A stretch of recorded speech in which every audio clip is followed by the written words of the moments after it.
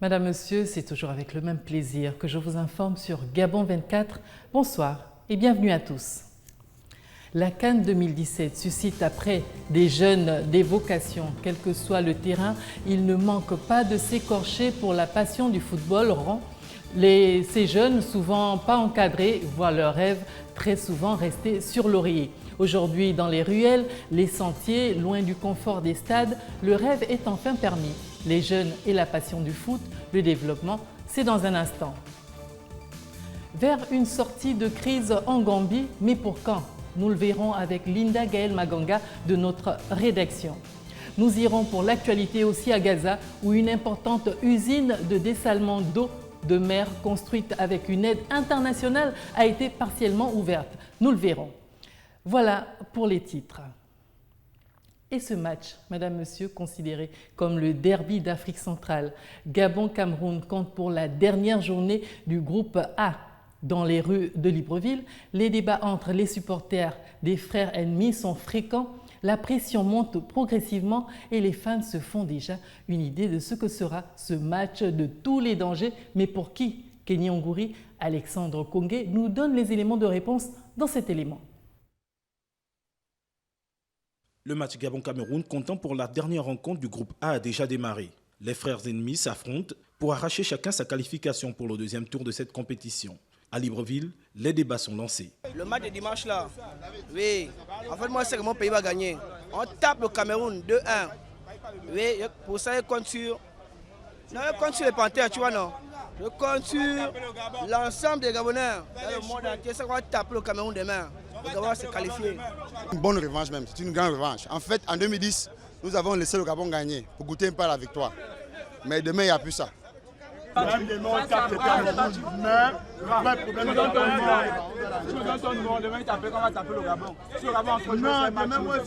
Si certains estiment que c'est du 50-50 pour de nombreux supporters camerounais, leur sélection devrait facilement l'emporter sur les Panthères du Gabon.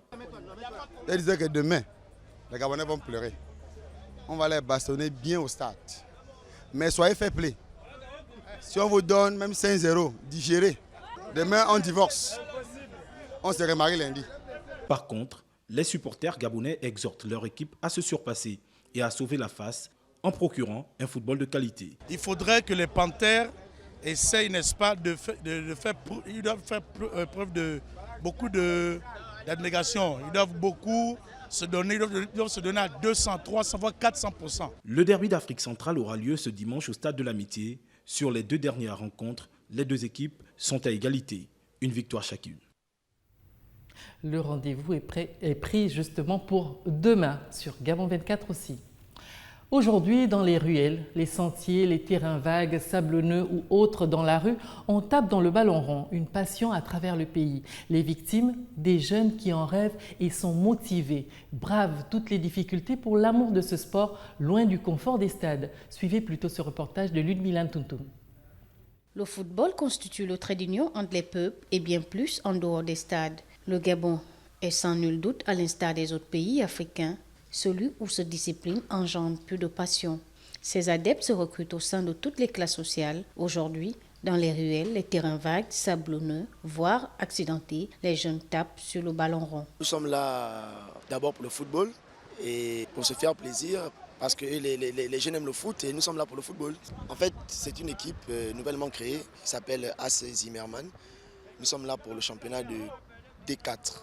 Donc on le jouera à partir du 25 février.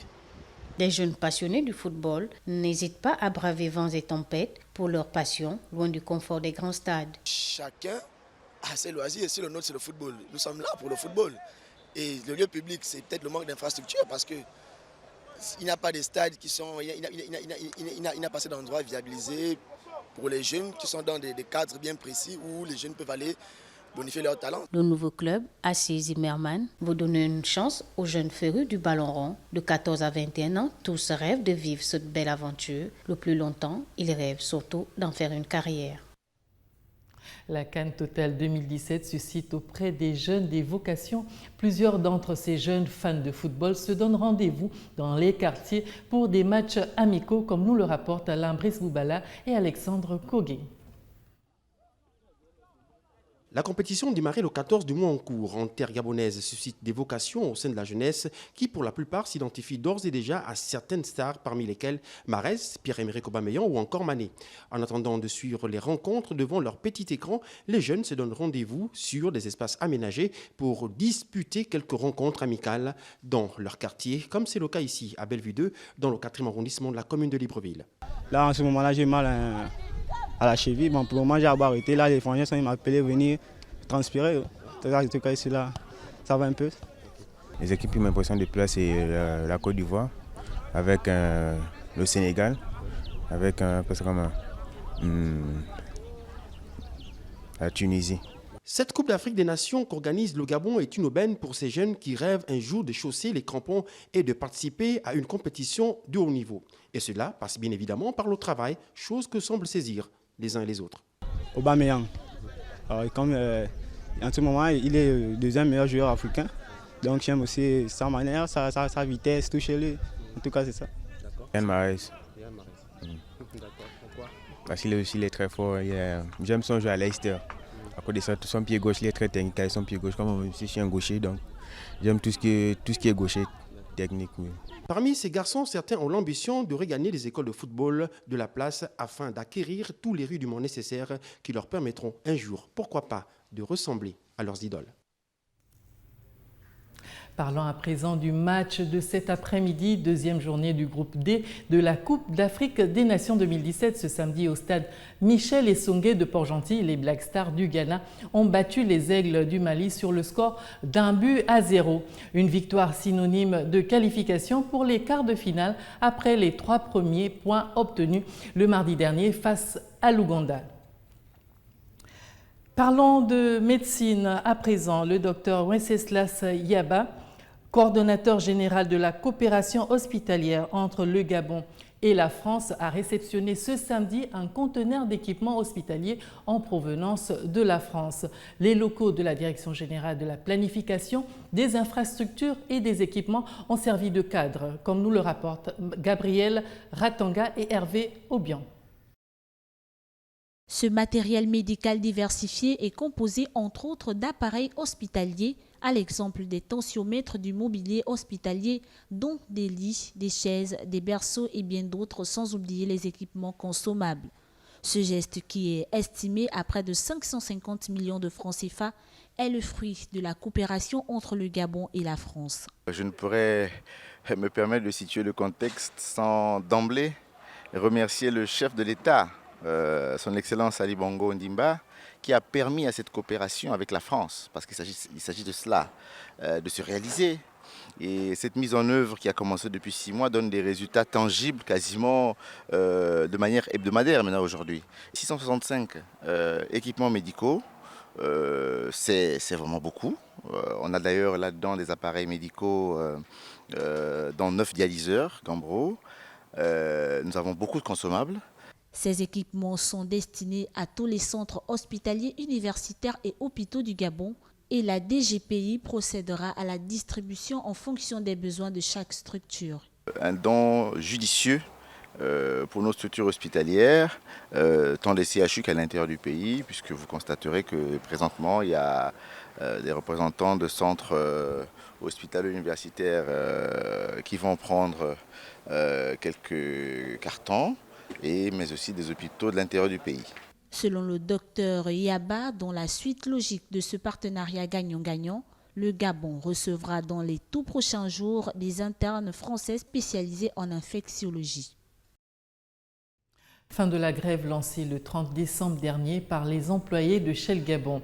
Elle portait principalement sur 2 grands points que sont le paiement d'une indemnisation de bonne séparation à la hauteur des 56 ans de Shell au Gabon et le second sur le transfert des employés Shell vers le nouveau repreneur qui s'accompagne de la préservation de tous leurs acquis sociaux, comme nous le rapportent Ernil Kozas-Kambila et Joël Tatou.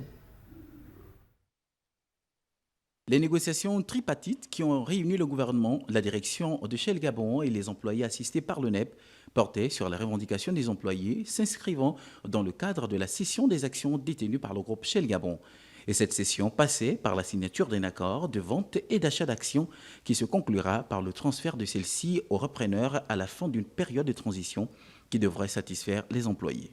C'est pourquoi nous sollicitons de vous que Shell accompagne tous ses employés et la société qui viendra au niveau de Port-Gentil afin qu'elle soit accueillie dans la joie grâce aux efforts qu'a consenti le gouvernement, mais aussi que cette société puisse garantir un devenir professionnel à tous ses employés. À ce jour, les différentes parties sont arrivées à un accord qui satisfait les employés de Shell Gabon et salué par l'ONEP. Mais à un moment ou à un autre, les parties ont consenti à une sortie de crise. Et aujourd'hui, les travailleurs de Shell Gabon sont satisfaits de cet accord.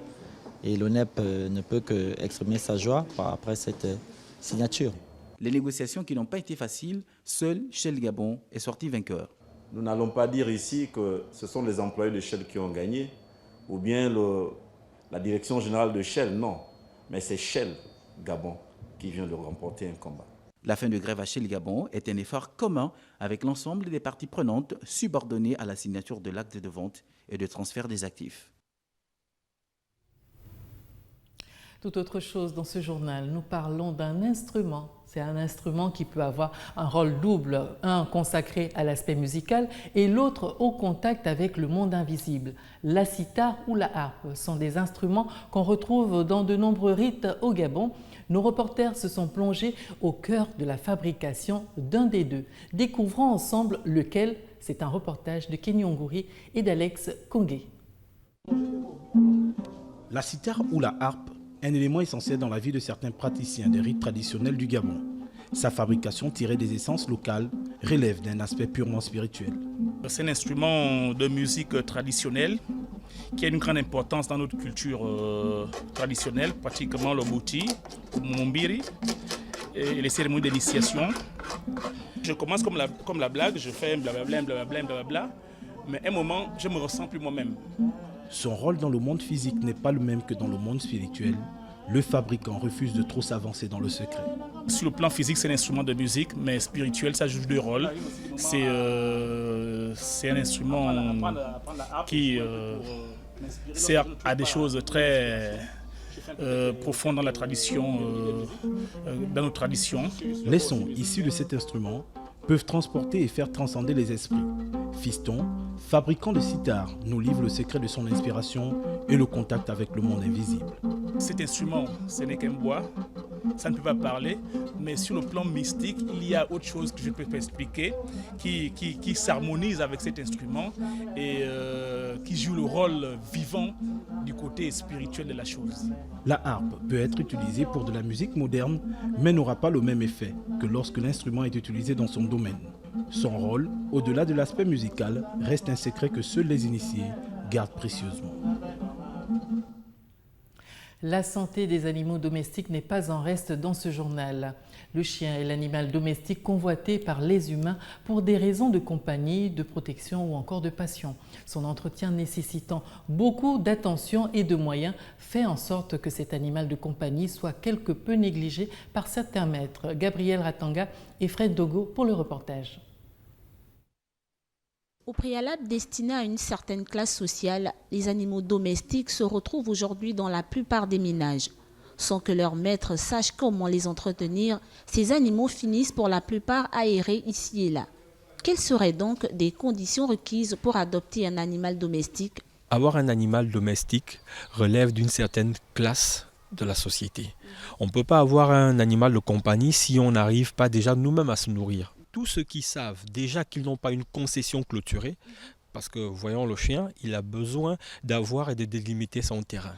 C'est pour ça qu'on a des chiens errants dans la ville, parce que les gens se disent qu'ils peuvent avoir un animal de compagnie et quand ils n'arrivent plus à subvenir à des besoins, ils viennent les balancer sur la rue. Aussi, l'usage des produits inappropriés tels que des produits à fort pH entraîne des conséquences sur le pelage et sur la réactivité de l'animal. Tout ce qui utilise le blue, c'est du savon, mais ce n'est pas adapté pour la peau d'un chien parce que le chien a beaucoup plus une peau plus sensible que celle de l'homme. Donc, il a besoin d'un shampoing adapté avec un pH neutre. Toutefois, il existe des options naturelles pour l'entretien d'un animal domestique, telles que de l'huile de palme pour enlever les tiques. Vivement que ces pratiques d'entretien soient considérées par les populations afin d'éviter l'abandon de ces animaux dans la nature. Cap cette fois sur le Nigeria, où un mouvement pro-Biafra a annoncé mercredi son intention de manifester en faveur du nouveau président américain Donald Trump pour son investiture. Le mouvement Peuple indigène du Biafra invite toute la population à participer à un rassemblement de solidarité pacifique avec le président élu des États-Unis, Marina Boissa. Des centaines de manifestations anti-Trump ont lieu depuis vendredi à travers le monde pour protester contre l'investiture du 45e président des États-Unis. Le mouvement Peuple indigène du Biafra, IPOD, s'inscrit, lui, dans une démarche inverse en choisissant de se rassembler dans la ville pétrolière du sud du Nigeria, Port Harcourt, afin d'affirmer son soutien aux républicains. Nous faisons une marche, pas une protestation. Nous faisons preuve de solidarité à notre frère bien-aimé Donald Trump. Donald Trump connaît notre situation. Il connaît nos droits. Il veut vraiment nous donner nos droits. On ne veut plus souffrir. C'est ce que nous voulons. L'IPOD fait partie du mouvement sécessionniste plus large qui milite pour la création d'un État indépendant au Biafra, région déshéritée du sud-est du Nigeria et qui avait lutté pour l'indépendance lors de la guerre civile de 1967 et celle de 1970. Dans l'espoir que Donald Trump reconnaisse le droit à l'autodétermination de l'IPOD dès le début de la course à la présidence américaine, le mouvement Peuple indigène du Biafra avait affiché son soutien pour Donald Trump. Durant l'année 2016, le Burkina Faso a subi plusieurs attaques terroristes faisant ainsi de nombreux morts. Afin de permettre un traitement diligent des dossiers en cours au niveau de la justice, les députés burkinabés ont voté une loi portant sur la création et le fonctionnement d'un pôle judiciaire spécialisé dans la répression des actes terroristes. Le récit de Gabriel Ratanga. Face aux difficultés dans le traitement de certains dossiers liés au terrorisme, les députés burkinabés ont voté une loi portant sur la création et le fonctionnement d'un pôle judiciaire spécialisé dans la répression des actes terroristes. Pour plus d'efficacité, les magistrats burkinabés seront désormais spécialisés dans ce domaine. René Bagoro, ministre de la Justice, déclare, je cite, « Ce sont des infractions complexes dans la mesure où ça fait appel à beaucoup de choses. Nous avons noté des insuffisances dans la conduite des enquêtes. C'est pour cette raison que nous avons d'ailleurs commencé, avant même la mise en place de ce pôle, à former le personnel judiciaire qui aujourd'hui est à même de gérer ces questions de façon efficace. » Fin de citation. Notons que ce nouveau pôle judiciaire va permettre de centraliser et de coordonner la répression des actes terroristes et leur financement au Burkina Faso. Les syndicalistes de la fonction publique ivoirienne qui négocient depuis 2 jours avec le gouvernement ont affirmé vendredi vouloir consulter leur base pour déterminer si les propositions faites par le Premier ministre sont suffisantes pour cesser la grève entamée le 9 janvier dernier. Le gouvernement de la Côte d'Ivoire a annoncé avoir trouvé un accord avec les syndicalistes de la fonction publique en grève depuis le début du mois de janvier. Mais les syndicalistes qui participent aux négociations avec le gouvernement ont dit vouloir consulter leur base pour lever le mouvement de grève. On a eu 6 points de revendication. Sur les 6 points, on a eu des avancées et il y a eu aussi des points de désaccord. Donc, comme c'est la coutume chez nous, en tant que syndicalistes, la base nous a mandaté, on est venu discuter, on va aller leur offrir la réponse du gouvernement et c'est à eux de pouvoir nous dire la suite à donner pour la lutte prochaine. Donc, souffrez. Les syndicalistes demandaient des augmentations de salaire et le paiement d'arriérés de primes. Ils protestent également une réforme de retraite intervenue en 2012. Cette réforme fait passer l'âge de la retraite de 55 à 60 ans, voire 65 pour les grades les plus élevés. Il y a des points sur lesquels nous sommes tombés d'accord, nous les avons indiqués hier, et puis forcément il y a des points où la discussion continue. Voilà, donc nous allons donner la primeur de nos acquis à nos camarades demain en Assemblée générale. Toutefois, le mouvement de grève des fonctionnaires est sur le point de prendre fin pour faire place à des négociations dans un contexte apaisé. L'actualité dans le monde, après l'investiture du 45e président des États-Unis, Donald Trump, c'est aussi la confirmation du Sénat américain en faveur du général James Mattis vendredi au poste de secrétaire à la Défense, premier membre de l'administration Donald Trump à recevoir le feu vert du Parlement. Jamila Bengman. L'ancien général du corps des Marines, âgé de 66 ans, qui est l'une des personnalités les plus consensuelles de l'administration Trump, a obtenu 98 voix pour et 1 contre. Ce chef militaire respecté, qui a combattu en Irak et en Afghanistan, n'a pas eu à forcer son talent pour convaincre les sénateurs. Alors que le président Trump inquiète beaucoup de responsables américains, démocrates ou républicains, par ses appels du pied à Moscou, le général Mattis les a rassurés en affichant sa méfiance à l'égard de la Russie. Il a aussi rendu un hommage appuyé aux agences de renseignement, publiquement critiquées par le nouveau président. Le général Mattis prend la barre d'une immense administration tentaculaire employant 2 millions de personnes, dont 1,3 million de militaires en activité et dont le budget annuel approche les 600 milliards de dollars. La Maison-Blanche, version républicaine, a publié sur son site un document exposant le cadre général de la politique de défense de Donald Trump. Il veut aussi reconstruire l'armée américaine en faisant sauter les coupes budgétaires automatiques qui limitent la croissance des dépenses. Le président américain veut également augmenter les capacités de la défense antimissile américaine face aux menaces balistiques nord-coréennes et iraniennes. Il a promis aussi des opérations agressives avec les alliés des États-Unis contre le groupe djihadiste État islamique et les autres groupes terroristes islamiques radicaux. Boris Johnson, le secrétaire d'État aux Affaires étrangères du Royaume-Uni, a déclaré lors d'une visite du plus grand hôpital de Rangoon en Birmanie que le nouveau président des États-Unis veut mettre le Royaume-Uni en première ligne pour un nouveau traité commercial. Les détails avec Larissa Matsumo. Le secrétaire au Foreign Office britannique Boris Johnson a chaleureusement félicité Donald Trump vendredi pour son investiture et assuré le nouveau président des États-Unis que Londres compte coopérer étroitement avec les USA. Selon le chef de la diplomatie britannique, le Royaume-Uni va travailler main dans la main avec le président Donald Trump pour la stabilité, la prospérité et la sécurité du monde. Je pense que le nouveau président Donald Trump a dit clairement qu'il veut mettre le Royaume-Uni en première ligne pour un nouveau traité commercial. Et bien sûr, c'est extrêmement excitant et important. Dans un entretien au quotidien britannique The Times et allemand Bild, publié dimanche dernier, Donald Trump avait apporté un soutien appuyé au gouvernement de Theresa May. Il avait approuvé le Brexit, estimant que le Royaume-Uni a eu bien raison de quitter une Union européenne dominée selon lui par l'Allemagne. Donald Trump avait annoncé dans cette interview vouloir conclure très rapidement un accord commercial avec le Royaume-Uni. Nous allons travailler très dur pour qu'un tel accord soit conclu rapidement et dans les règles. Bon pour les deux parties, a-t-il déclaré. Une très bonne nouvelle, avait alors réagi Johnson. Et pour finir, la plus importante usine de dessalement d'eau de mer dans la bande de Gaza, construite avec une aide internationale pour une région qui souffre d'une pénurie aiguë d'eau potable, a été partiellement ouverte. Linda Gaël Maganga nous fait le point. Une usine pour dessaler l'eau de mer a débuté partiellement sa production d'eau consommable dans la bande de Gaza en Palestine. Les principaux défis sont liés directement ou indirectement au blocus et au surpompage de la réserve souterraine de la côte. Les Palestiniens à Gaza continuent de dépendre de la nappe phréatique de la côte comme principale ressource en eau.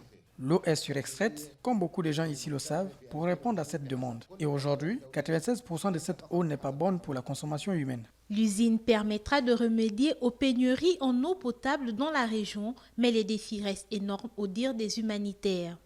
Ces travaux sur la seconde phase qui viennent de commencer vont permettre à l'usine de produire 12 000 mètres cubes d'eau potable sûre pour environ 150 000 personnes, dont 75 000 enfants. Toutes ces usines sur lesquelles on travaille sont une étape transitoire vers la construction d'une usine centrale de désalinisation qui permettra d'éviter la catastrophe environnementale attendue en 2020 d'après tous les rapports internationaux et pas seulement d'après l'autorité de l'eau. 95% de la population de Gaza dépend de ce processus de traitement de l'eau. L'usine qui débute sa production permettra une gestion durable de l'eau tout en préservant les points naturels d'approvisionnement en eau potable. Le rappel des titres avant de nous quitter. Nous avons eu dans ce journal la CAN 2017 sous toutes ses coutures avec, vous l'avez vu, la vocation et l'amour des jeunes pour le football. C'était au Gabon. Et puis, c'est sûr, la Gambie s'achemine véritablement vers une sortie de crise. Les détails nous ont été livrés par Linda Gaël Maganga. Gaza se dote d'une importante usine de dessalement d'eau de mer construite avec une aide internationale qui a été partiellement ouverte. Un exemple pour d'autres pays. Voilà, Madame, Monsieur, nous vous avons livré là l'essentiel de l'actualité du jour. Merci à vous de rester sur Gabon 24 pour voir le Gabon autrement. Bonne fin de soirée à tous.